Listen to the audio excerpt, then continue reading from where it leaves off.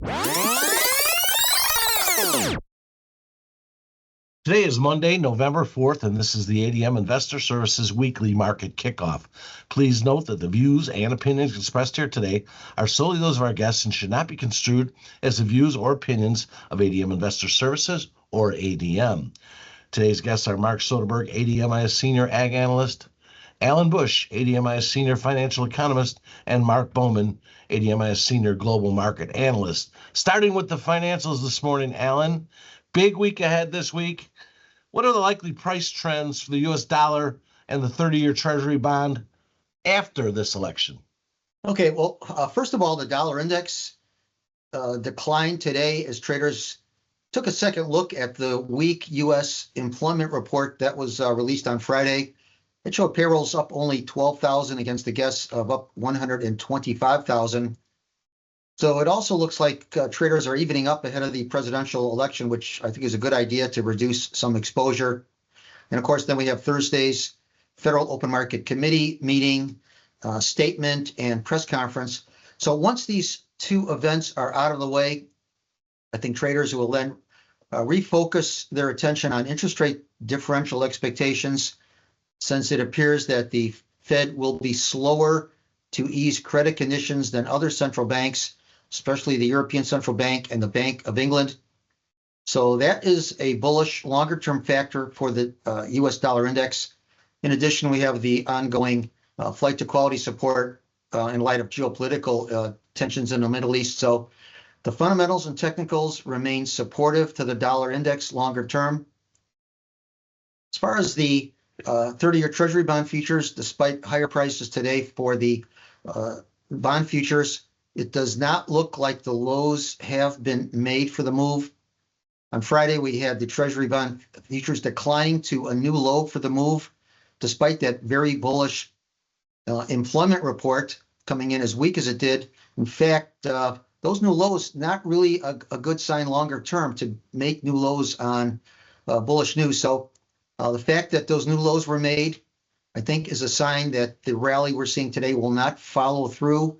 And I would also expect that within the next couple of weeks, the 30-year Treasury bond futures will decline to new lows for the move. Obviously, the focus this week is on the election, but what other major economic reports are scheduled for the week, Alan? Okay, so other than the election, we have the FOMC meeting on Thursday with a press conference from Fed Chair Powell following. And then on Friday, we'll have the Consumer Sentiment Index guessed at 70.8. All right, thank you. Shifting to the grain markets, Mark Soderberg, what are your expectations for this Friday's USDA report? Well, typically November USDA reports can be pretty big market movers. However, I don't think that's really going to be the case this year. I think we could see a pickup in price volatility as we move through the week, but my sense is it would likely be from other reasons, such as the election or changes in global weather. But as Friday's reports are concerned, I think the USDA will stay pretty consistent with what we've seen so far this fall. In beans, I look for slightly lower production. I'm at down 7 million bushels to 4.575 billion. That's still a record high and a record yield. I've got the yield at 53 bushels an acre, however, down a little bit from last month. I also look for slightly higher crush numbers, while slightly lower on the exports. Total usage to be down about 10 million bushels, leaving ending stocks at 553, up only 3 million from last month. In corn, a similar story. I think you're going to see a little bit higher end of production like we've seen month to month so far this fall. I've got production at 15,245 million bushels. That's up 37 million from the October estimate from the USDA. Still down about 100 million bushels from last year, but a record yield at 184.3. I look for higher usage numbers, however. I got usage up 70 million through a combination of higher exports and usage for ethanol production.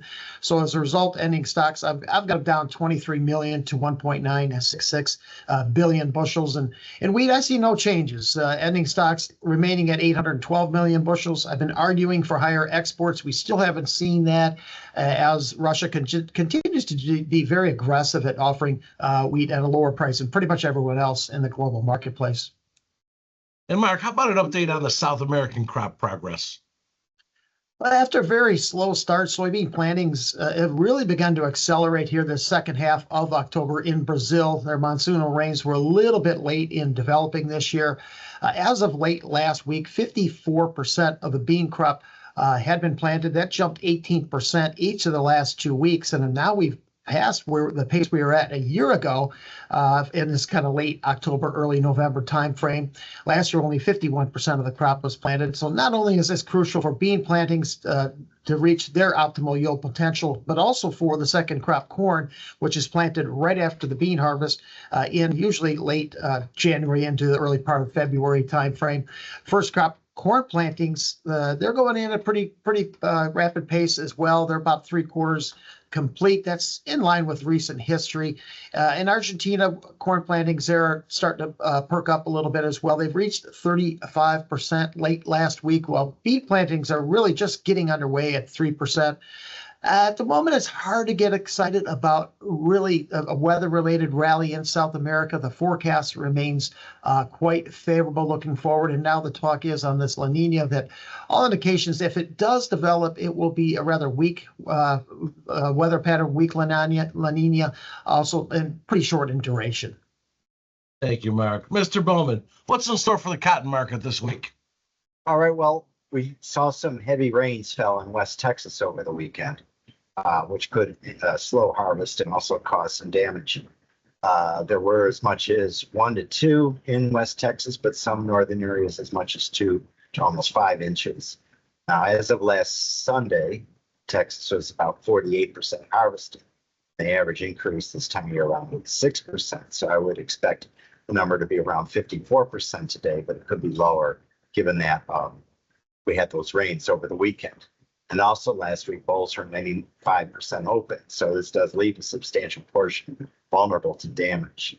And conditions do look wet for the next 2 weeks with above average rainfall expected. So it may be difficult to have this portion of the crop recover quickly. Other factors, export sales were strongish last week. It's the third straight week there were over 150,000 bales, which is not great, but it's definitely an improvement over what it had been. As of Friday, cumulative sales had reached 53% of the USDA forecast for the market year, which is quite a bit behind their average pace, which is more like 65%. It's also the slowest pace in 5 years. So for the WASDE report on Friday, leaves open that the USDA could eventually lower exports, although I think it not necessarily do it this early in the marketing year. We though could see a reduction in U.S. production. Georgia's conditions, of course, fell off sharply after the hurricanes, and they really haven't recovered that much. And the last report was right after the hurricane, so we could see further reductions there. Lastly, Mark, looking at the sugar market, what do the recent rains do for the Brazilian sugar production? Well, they certainly improved the outlook for next year. The long drought and extreme heat this year damaged recently planted cane, and then they had those wildfires in September that really hit newly planted cane. So having all this rain come along and not only come in kind of almost a timely manner, a little late, but at least starting to arrive, but sticking around, moving into the rainy season, certainly helps growers breathe a sigh of relief regarding next year's crop. In the meantime, it could slow production for the rest of this year, and keep supplies tight early into 2025. But normally the production winds down end of November, early December. Thank you all. Remember, the views and opinions expressed today on this video are solely those of our guests and should not be construed as the views or opinions of ADM Investor Services or ADM. If you'd like more information about our brokerage services, would like to speak to one of our experts about managing your risks, or would like to open a trading account, please visit www.admis.com.